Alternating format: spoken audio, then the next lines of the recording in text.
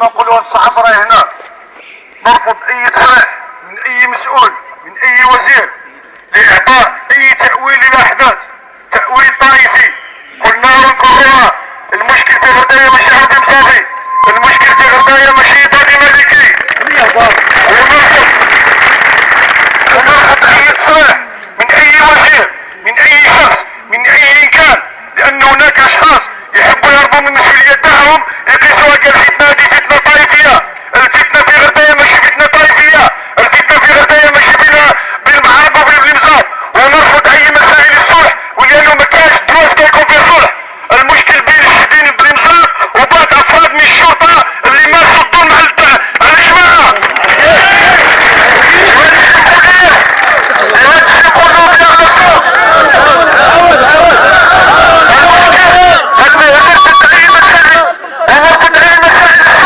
نقولها ونكررها بصوت مرتفع، نرفض اي مسائل الصلح، لانه ما تدوسناش مع العرب وما تدوسناش مع الملكية. المشكل تاعنا بين الشعب، بين النظام وبعض افراد من الشرطة وبعض من افراد الشرطة اللي ساعدوا المسلمين لهدم الاضرحة وهدم البنايات الشريكة والسطو والرياضة.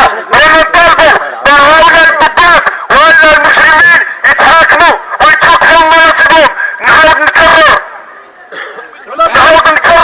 نرفض اي تأويل، نرفض اي تأويل.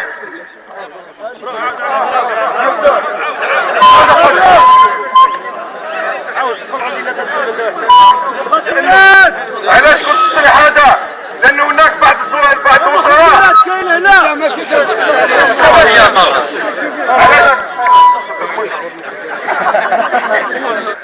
منذ بداية الاحداث، منذ 16 في الشهر اللي فات قلنا ونكررها، الاحداث في غرداية ماشي بين حرب وبين نظام وماشي بين العبادية والملكية. المشكل ان هناك بعض المجرمين كفراهم بعض الضباط، ولهذا نرفض اي تصريح من اي وزير من اي اطار في الدولة يعطي بعد طائفي للاحداث هذه. اللي يعطي بعد طائفي للاحداث هذه هو